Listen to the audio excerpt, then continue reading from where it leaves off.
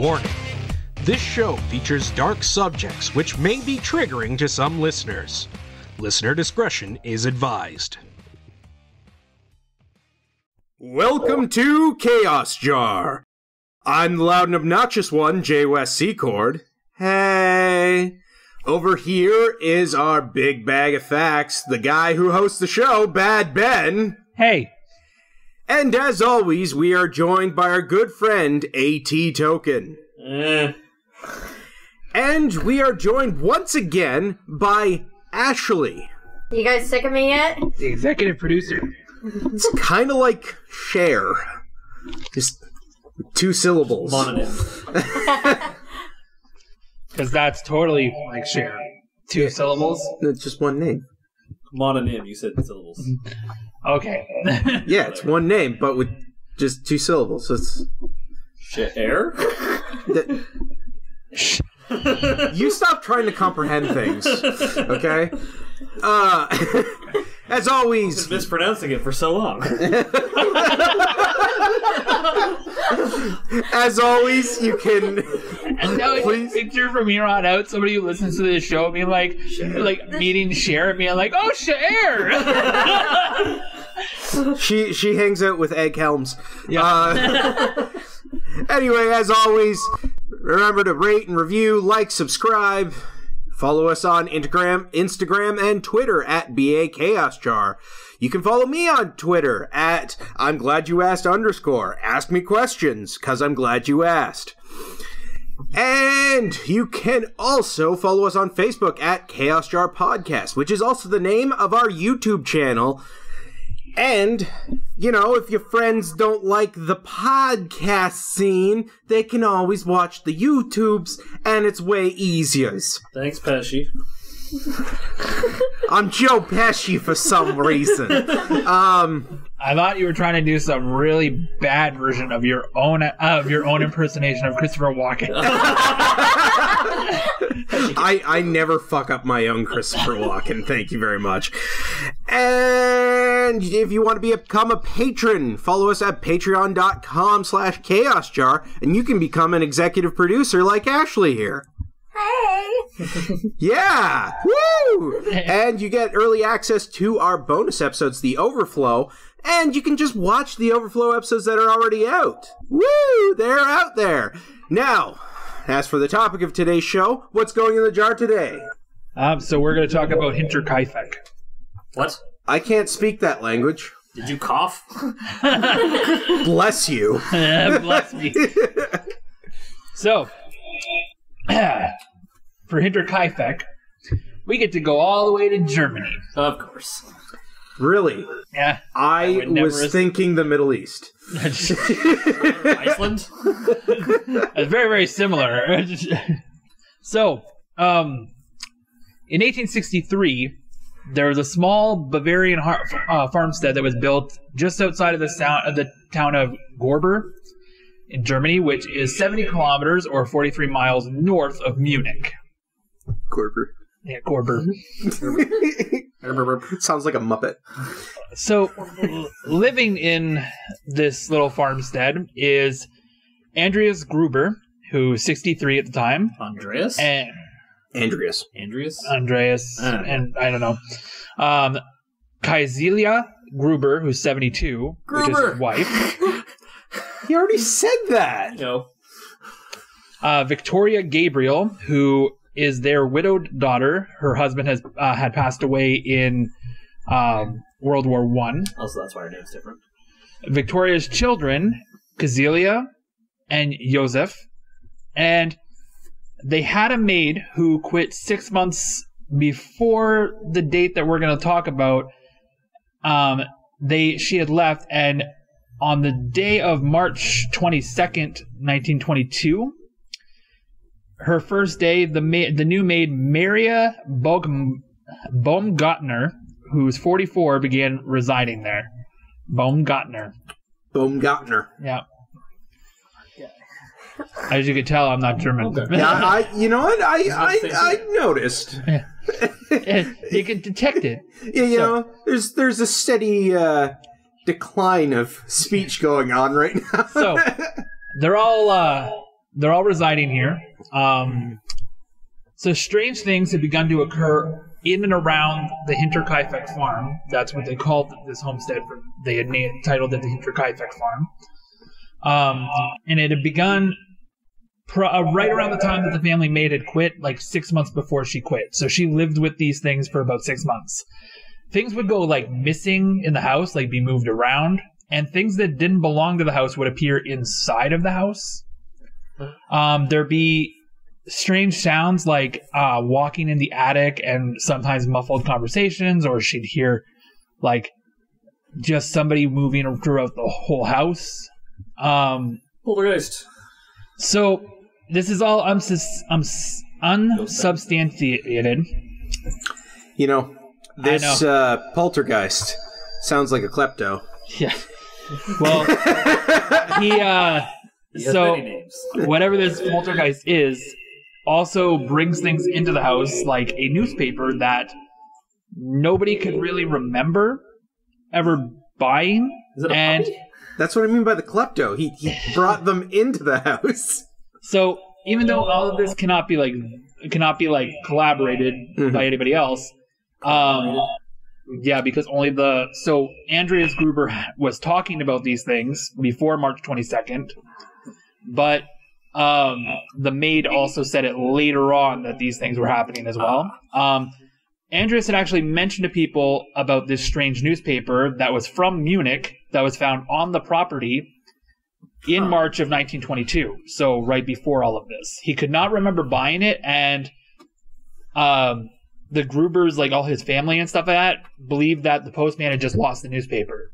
So, like, that would make sense. Mm-hmm. He also was finding, like, footprints in the snow around his house that he couldn't figure out where they were coming from or where they were going to. It was just all around the outside of his house. The poltergeist was trying to make a moat. Yeah. So, when they asked the postman about the newspaper, it was not the case. He did not have one, and nobody in the vicinity, like any of the neighbors or that, had subscribed to this paper. So it was really weird. So Gruber told his neighbors that he discovered fresh snow, like fresh tracks in the fresh snow that led from the forest to a broken door lock in the farm's machine room. Huh. So later in the night on March 22nd, they heard footsteps in the attic. Sorry, not on March 22nd, a few days beforehand. They heard footsteps in the attic, but Gruber found no one when he searched the entire building. So he couldn't find anybody in his house. He told several people of these observations. He refused to accept any help, though, and the details went unreported to the police. So, according to a school friend of 7-year-old Cazelia Gabriel, so Victoria's daughter, she had reported that her mother had fled the farm the night before after a violent quarrel, and only hours later had been found in the forest. So I guess Victoria and her dad got into a fight that got into an argument that turned violent, and she fled. So, yeah, because the forest is a safer place. Yeah. So on the afternoon of March 31st, 1922, which was a Friday, the new maid, Maria Baumgartner, arrived at the farm. You need help with that? Yeah. So, Maria's sister had escorted her there and left the farm after, really shortly after dropping her off there. So basically moved her in. Here's your bags. Kind of took a look at the family, just to make sure that they weren't didn't come off as they weren't cannibal killers. Thank you for bringing the sacrifice. Oh, look, lunch has arrived. She was, she saw the entire family, had a short conversation with them, then left. Victoria, her 7-year-old daughter, Cazelia, and her parents, basically just got Maria settled in. And then about 4 days later, so she got dropped off, and then about 4 days later, it was reported that Cazelia, the daughter of Victoria, had not been seen in school for 2 days. So This led for a few people to go looking for them. And so when they went to go looking for them, they found a pretty grisly scene.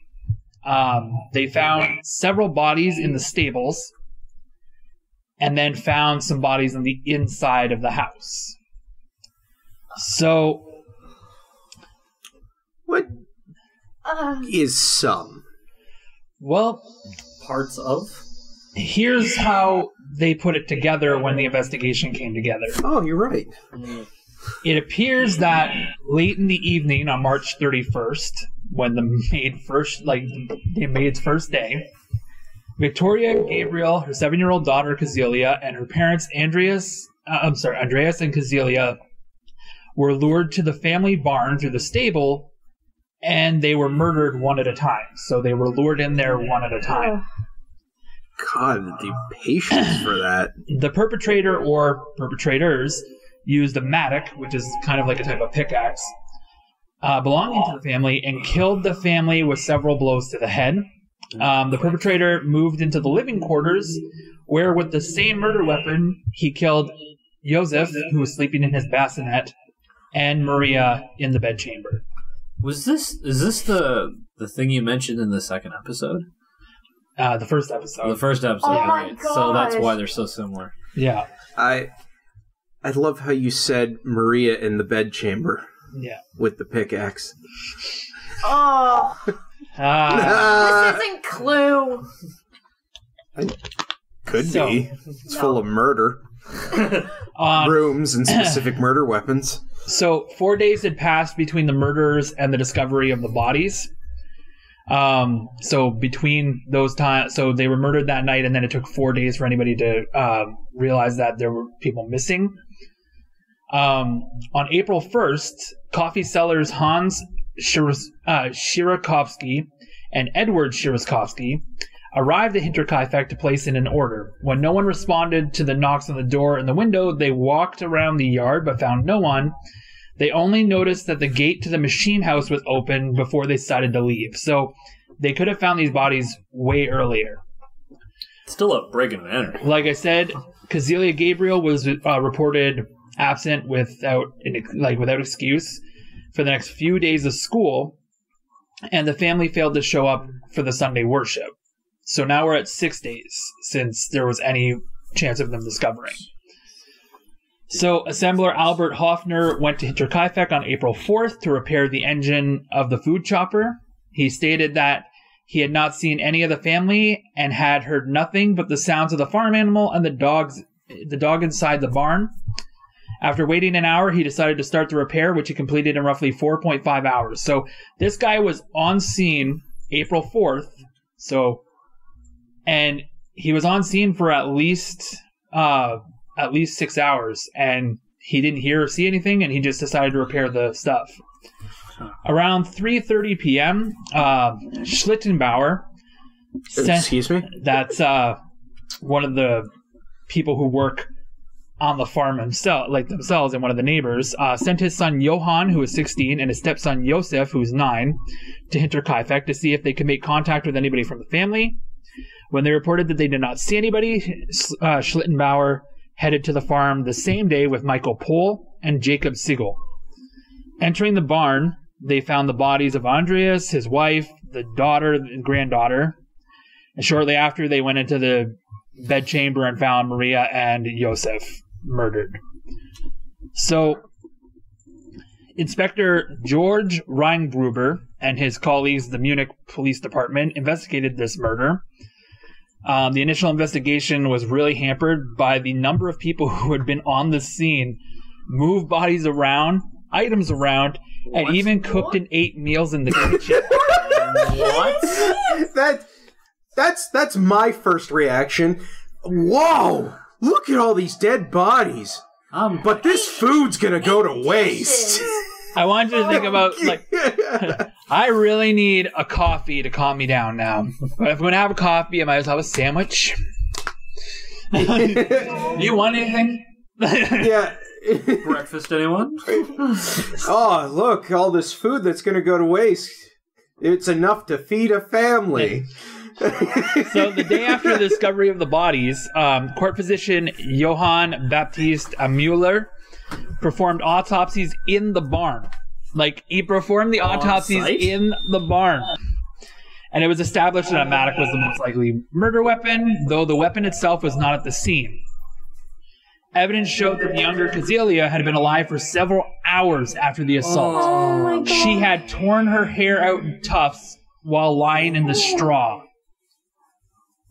So, the police suspected that the motive was a robbery, and they interrogated traveling craftsmen, vagrants, and several inhabitants in the surrounding villages. When a large amount of money was found in the house, they abandoned this theory. So, Also, what kind of robbery systematically murders every inhabitant? well, maybe they want to get into the house to get it, but then Kids? in the same thing, why wouldn't you just lock the maid in the bedchamber? Or if you're gonna kill the maid, like, I understand killing the younger girl because she's older and she might be able to, but the newborn is stuck in a There's fucking no bassinet. reason for that. Like- That's targeted. Also, most robbers don't have the mentality to kill. Like, they're separate crimes. Yeah. Also, the luring of one at a time is too meticulous for someone who just wants to do a quick robbery. So something that became even more suspicious was the fact that it was really clear that whoever had done this had remained on the farm for several days, fed the cattle, eaten an entire supply of bread from the kitchen, and had recently cut meat from the pantry. Just living there. Fed the cattle? Yeah, they took care of the whole farm. Why? What? I murdered this family, and my first instinct, oh man, who's gonna do all the chores? Yeah. Well, was the killer the guy And then- who, like, ate meals and stuff and moved Yeah. stuff around? So they did that, but then when the police showed up later, they started doing their own stuff too. So like, but Everything. all is I can awful. think to myself is, if this guy is going around feeding the cattle and taking care of everybody and stuff like that, like, it's so odd because if somebody's doing this, yet people are showing up and not hearing a sound or seeing anybody. So how are these things being done without them being, like, that one guy that was there for 6 hours, did the guy just fucking wait it out and be like, well, whatever, I'll just go and feed the cow? Because you can't just ignore cows. Like, He just sat indoors and read the newspaper. Yeah. The one that mysteriously showed up. yeah. Ugh. So no clear motives were, like, just gleaming out there for the police, and they began to formulate a list of suspects. Despite a lot of arrests, no murderer was ever found out of all those people, and the files were closed in 1955. The last interrogation took place in 1986 before, holy crap, Kriminalhauptkommissar, that's his first name, Konrad Mueller, retired. Is there something in your throat? Kriminalhauptkommissar, like, Commissar is a rank, is it not? I have no idea. That makes sense. That sounds like a rank. That's it. Probably like, some sort of commissioner or something like that. Yeah. But it just wow. It's a mouthful. So, by the time that the 1986 interrogation took place, which was the last ever, they had interviewed and arrested over 100 people as suspects for this. Like, 100? and arrested. They arrested 100 different people. They probably didn't arrest 100 people, but combined between the arrests and the interviews, there was 100 people. Well, that could mean like 99 interviews and one arrest. But by 1986, also, you're also getting way cold. Like, Oh yeah. you are long done. So in the inspection records from the court commission, it was noted that the victims were probably drawn to the barn by the restlessness in the stable, resulting in noise from the animals. So perpetrators in there's a lot of noise coming from the animals. They come out to investigate, and then bet you any money, like, oh, well, that person went to see, like, and they haven't been back in a little while, so might as well go check it out, kind of thing. A later attempt revealed that at least human screams from the barn could not be heard in the living areas. So I guess they tested that if you were in the barn and you screamed, nobody would hear you from the house. I didn't know this barn was space. So, Spacious. on the night after the crime, 3 days before the bodies were discovered, artisan Michael Plotke happened to pass Hinterkaifeck, and Plotke observed that the oven had been heated by someone because there was smoke coming from the chimney. The person had approached him with a lantern and blinded him, whereupon he hastily continued on his way. Plotke also noticed that the smoke from the fireplace had a disgusting smell. The instance was not investigated, and there were no investigations conducted to determine whether or not something had been burned that night in the oven. April 1st at 3 a.m., the farmer and butcher Simon Roblauter, on the way home near Bruman, saw two unknown figures at the edge of the forest. When the strangers saw him, they turned so that their faces could not be seen. Later, he heard of the murders of Hinterkaifeck, and he thought of these two strangers. In the middle of May 1927, a stranger was said to have been stopped by a resident of Wadehofen. At midnight, he asked him questions about the murder, and then shouted that he was the murderer before he ran off into the woods. So all I can think to myself is this guy gets stopped, and then he just, like, it's midnight, he's stopped in a completely different town, asks questions about these murders, and then just goes, "I am the murderer!" Oh my god. Too much to drink. I feel like it's more like a whisper in the ear. Hey, Yeah. hey, you want to hear a secret? I was the murderer. So, we're going to talk about some suspects that they did have that are probably really strong leads. First is Carl Gabriel, the husband of Victoria Gabriel, who had been reported to have been killed in Arras, France by a shell attack in December of 1914 during the First World War. You happy that it wasn't a German name? However, his body was never recovered. So, after the murders, people began to speculate that if he had indeed died in the war, Victoria had given birth illegitimately in her husband's absence because Joseph was 2 years old. So, if he had died in 1914, it is now 1922. Mm-hmm. So, unwed birth. Yeah. 2-year-old Joseph was rumored to be the son of Victoria and her father Andreas, It's one of these. who had an incestuous relationship that was documented in court and known in the village. Really? Yes. Fuck you people for After the that end of shit. Second World War, war captives at Strogenhausen region were released prematurely from Soviet captivity and claimed that they had been sent home by a German-speaking Soviet officer who claimed to have been the murderer of the Hinterkaifeck. Just brought it up in conversation. I guess so. Some of these men later revised their statements and diminished their credibility, but they do theorize that the Soviet might have been Carl Gabriel, because those that claim to have seen the man after his reported death testified that Gabriel wanted to go to Russia. Oh, so he wasn't ethnically Russian, though. No, but... So, the other one is... one of the other ones is Lorenz Schlittenbauer, which we had Bless talked you. about. Yeah. Shortly after the death of his first wife in 1918, Lorenz Schlittenbauer Bless you. was believed to have been in a relationship with Victoria Gabriel and fathered Joseph. So it's possible that Joseph was either the product of an incestuous relationship or was this guy's kid.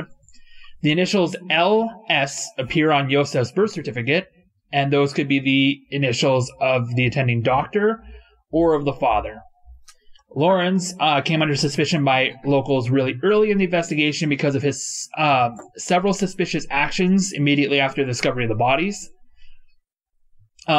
Lawrence and his friends came to investigate, and they had to break a gate to enter the barn because all the doors were locked. However, immediately after finding the 4 bodies in the barn, this is when Lawrence apparently unlocked the front door with a key and suspiciously entered the house alone. What? So they had to break a gate, but he had the key. The entire time. Yeah. A key to the house had gone missing several days before the murder, and it is possible that Lawrence, as a neighbor and as the potential love interest of Victoria, might have been given a key.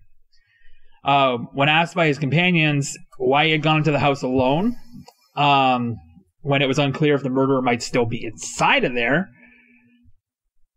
he allegedly stated that he went to look for his son Yosef. So again, they're making the allegations that he possibly was that. This started rumors that he had disturbed the bodies already and compromised the investigation. For a lot of years, he remained basically a number one suspect in town because of his strange comments. He was also seen to have knowledge of details that only the killer would know. According to reports in the files for the case, local teacher Hans Jablager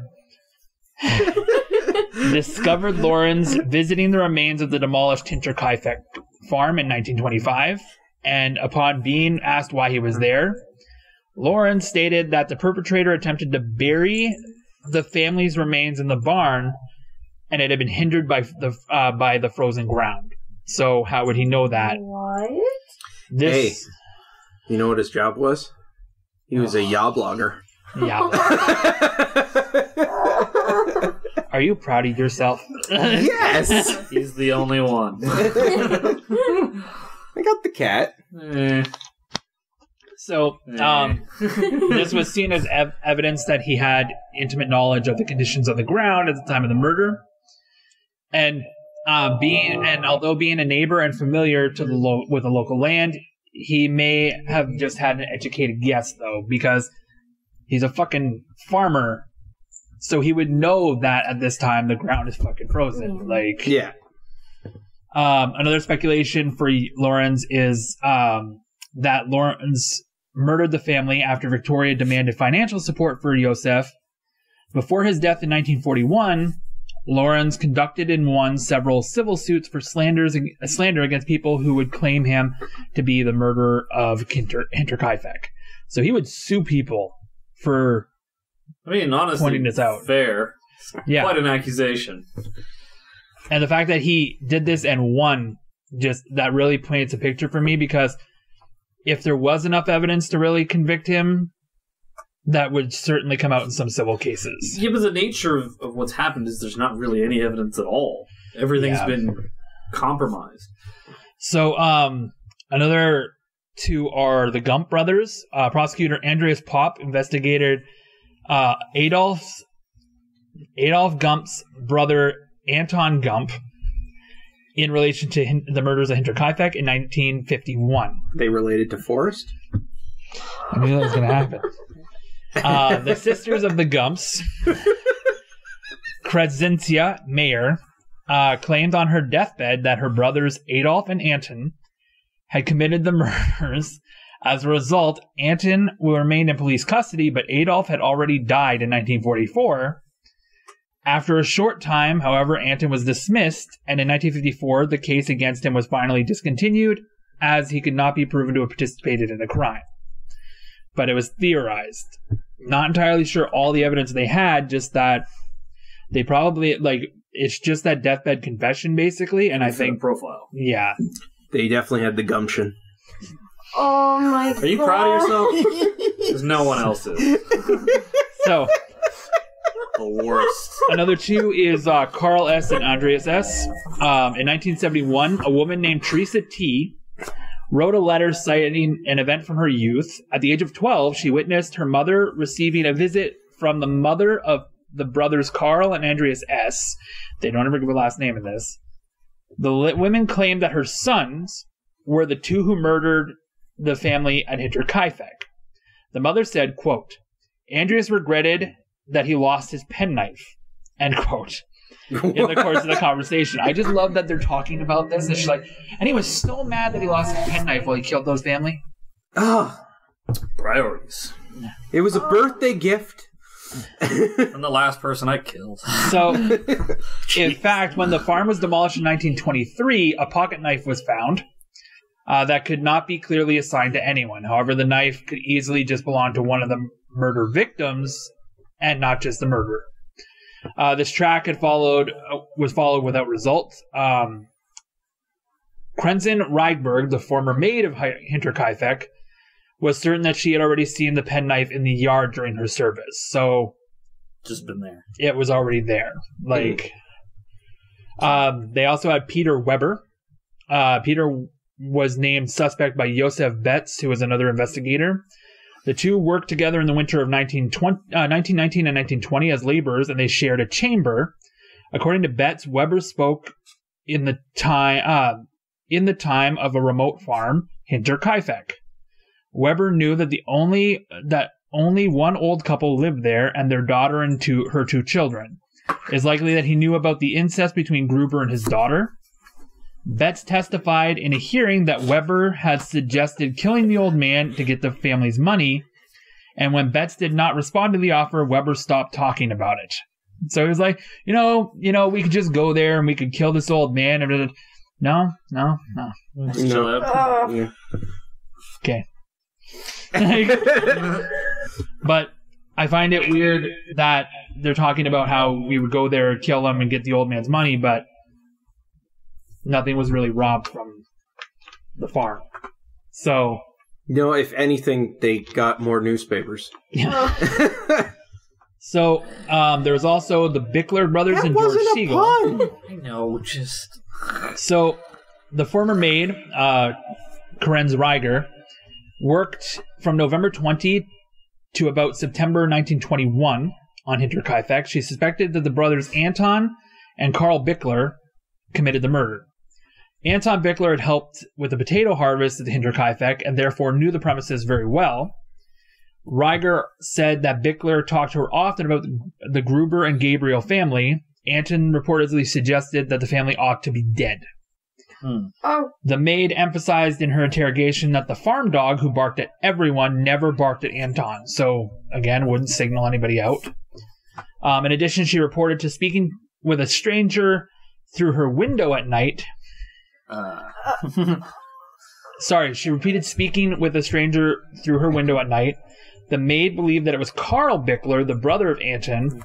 She thought that Anton and Carl could have committed the murder together with George Siegel, who had also worked at the Hinterkaifeck farm and knew of the family fortune. Supposedly, Siegel had broken into the home in November of 1920 and stolen a number of items, which he denied.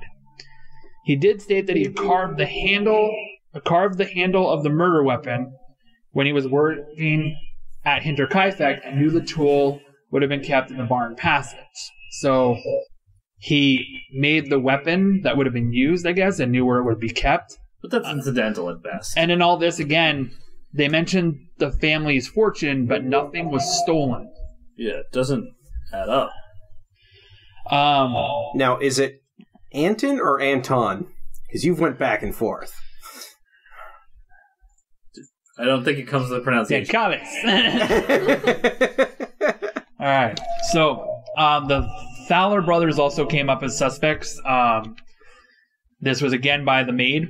The brothers had committed several minor burglaries in the area before this crime. It was said that Josef Fowler stood at her window at night and asked her questions about the family, which she gave no answers. She had a lot of fucking people come to her fucking window. Yeah, did she have, was it like Lucy from the Peanuts, where it's just 10 cents therapy? Yeah, in a conversation, Josef Fowler claimed to know which family member was sleeping in which room and had stated that they had a lot of money. He also stated the Quayside had a lot of money. During their conversation, Reiger noted that there was another person nearby. According to the statements, Fowler and this stranger looked at the machine house and turned their eyes upwards. So she's claiming that he just stood at her window and had conversations because she didn't give any answers, and then they looked suspiciously, define right away. Conversations. That's what I mean. Is this is weird that she says she never gave any answer, but then later in a conversation, come on, doesn't add up. I wonder if they're just suitors. There's also a man named Paul Mueller. Author Bill James, in his book The Man from the Train, alleges that Paul Mueller may have been responsible for the murders. The murders bear some similarities to his crimes in the United States, including the slaughter of an entire family in an isolated home using of a blunt object, such as a pickaxe, and the apparent absence of robbery as a motive. The author suspects that Mueller, who was described as a German immigrant in contemporary media, might have departed for the U.S. after private investigator and journalists noticed a pattern of murders following the brazen 1912 murder of 2 families in a single night in Colorado Springs, Colorado, and a similar family murder weeks later 100 miles away in neighboring Kansas. Oh, so he does travel. I was thrown off by Colorado Spring, Colorado. I mean, where else would it be? Colorado Springs, New Mexico? No, Colorado. I mean, there's a springs in there. So, the Hinterkaifeck case had been reopened several times in the last 95 years. Why? What could possibly reopen? They're just trying to find... They would have died of old age by now. So they've even used psychics to glance at it. Glance. Yeah. In his book Hinterkaifeck, Spuren ein Mysteriosen Verbrechen, author Peter Luschner details how the bodies of the Gruber family and the maid were beheaded not long after the original autopsies, and the skulls were sent to Munich, where they were examined for metaphysical clues. Sadly, the skulls did not speak. No shit. I love that that's a quote from him. Sadly, the skulls did not speak. Did you expect them to? Is that See? Who killed you? I'm not sure. I'm not sure. Ask this dummy. Isn't that your job to find out? In 1923, the farm was demolished and the family lays buried without their heads. Are you happy with yourself? Yeah, because their skulls were sent off to that guy. They're buried in a plot in Weidhofen. The skulls were lost during World War II and never returned. What? Well, because they were sent out, and then World War II happened, and World War II got a lot of things mixed up. Like, there was a whole understandably museum destroyed. So, initial evidence gathered at the crime scene is either lost or too ancient to give up any secrets.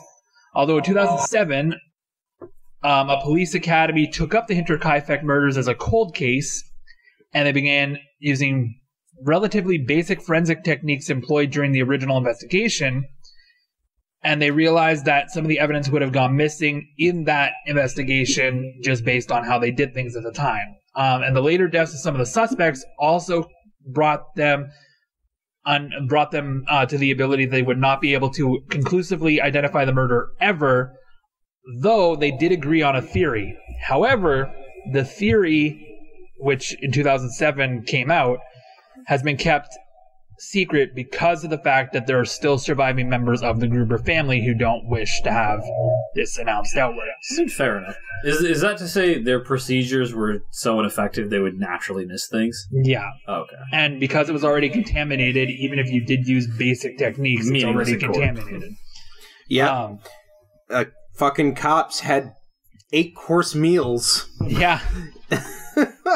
So there's been a lot of books and films made about this murder, including The Man on a Train. How?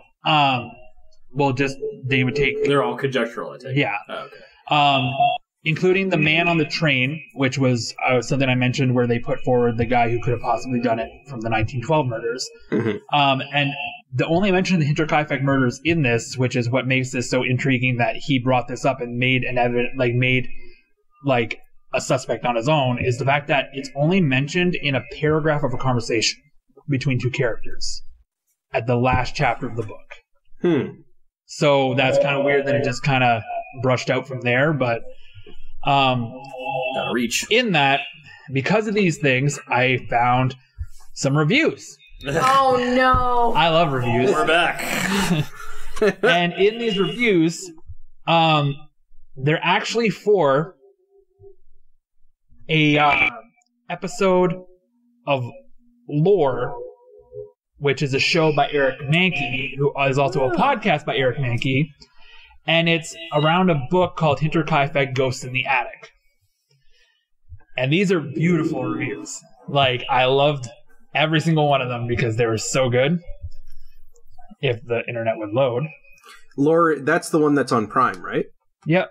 It started off as a podcast and became very much a because it was started as a podcast that was very popular. Like, I've actually used it to help me source some of the cases that we've covered and come up with cases for later. Mm-hmm. It became really popular, and Amazon picked him up and made a bunch of seasons of a show. And essentially, the show and the episodes he does are the same audio he uses for the podcast, just put together. So doing what they do with some other podcasts where they the Ricky Gervais, when he had a podcast, they'd just animate what they were talking about. Yeah. But this is more except they live action. Yeah, they made actual melodramatic of it. So melodramatic of it. I'm tired now. I noticed. So number 1. This is by a man named Shane. So 1 star. These reviews are for the book? Are for the book and the episode. Okay. Cool. So, title of this review, 1 star. This isn't lore. The narration and the documentary elements that made the original season so fascinating are completely gone. It's just a bunch of mediocre reenactments of horrifying events from history, none of the context or trivia, quite simply not lore anymore. This is, quite honestly, the biggest disappointment of the month for me. I was a huge fan of the first season, and it got me to look up the podcast, which got me even more excited to see another season of what had become my new favorite show. Who thought this was a good idea? I honestly would rather have the series canceled outright and just call this something else, because it's just that different from what people liked about lore. I honestly hope that whoever made this decision gets fired. Such a sad waste of a promising new property. Thanks, Shane, for speaking for all people. It's the same audio. Yeah. It's the same. Look away, you'll get the same effects. I just gotta say, there's one thing I agree with. Changing the title. It's not really lore. Yeah. that's my only problem with this whole concept is if it's factual events that actually happened, then it's not lore. So, this is by Everdeen. It's 3 stars. Title, So Disappointed. I was thrilled last year when Amazon brought my favorite podcast, Lore, to television. The first season of Lore was fantastic. I loved it. My only gripe with season 1 was that it wasn't long enough. I wanted more episodes. What made season 1 of Lore so great was the haunting narrations by Lore's creator, Aaron Mahnke. The beautiful, disturbing animations, and the spot-on reenactments.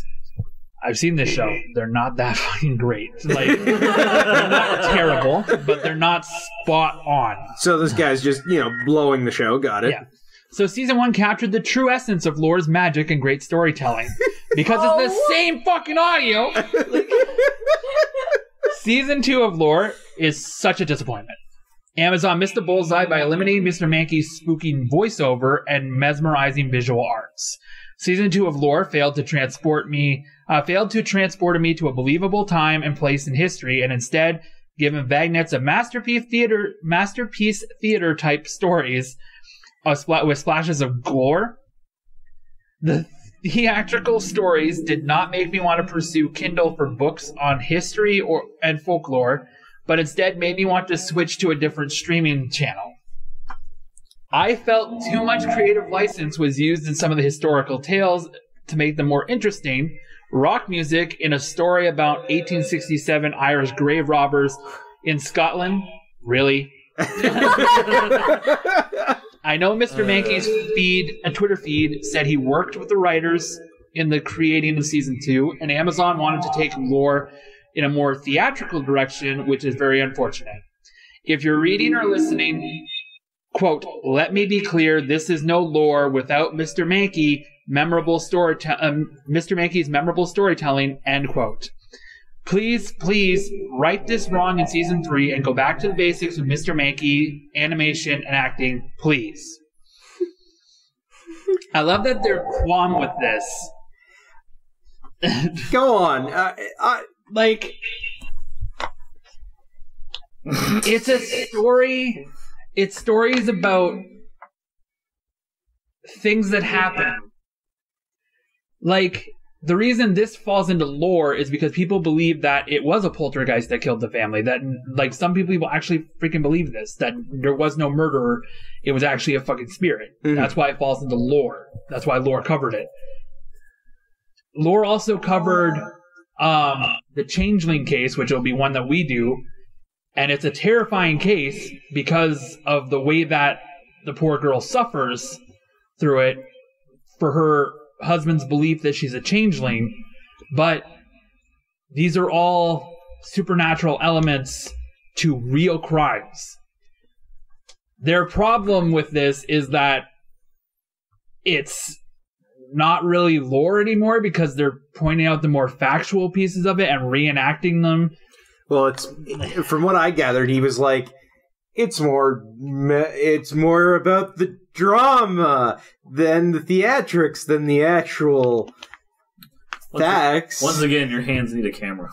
Yeah. Now let's put the camera on my hands. So it'll make even less sense. But yeah, like, it just sounds like he's fucking, I don't know. A part of me can get upset when they like change atmosphere and tone of shows for a second season, so I'm not like completely off, but the amount of dick sucking it started with kind of threw you off. It kind of like takes away from it. So 1 star romance reader, this is the person that did this quote, that did this review, setting the standards. Don't be fooled by the stellar season 1 reviews mixed into season 2. I don't listen to the podcast. I've never heard a podcast that wasn't on the car when my husband is driving and I'm dozing beside him. I'm not a fan. But I love to read, and I love the paranormal. Folklore is a true love of mine. So when he said that they were making a TV version of his favorite podcast, I was excited. Why? You just said you don't like fucking podcasts. Like, season 1 was fantastic. Again, season 1 is literally the podcast audio with like reenactment and animation. Like, so the storytelling was great and I learned a lot. Really enjoyable. Season 2 is trash. For real. Like, for real. It's cinema-style gore with not a hint of narrative or history until 30 seconds at the end from what I hear. From what you hear? Yeah. Took my husband's word for it because I stopped watching 3/4 of the way through episode 1 when they started sawing someone's head off. Unreal. I mean, and then there are people who saying, oh, great for Halloween. Great if you like scary movies. This is supposed to be about history, not Saw 12.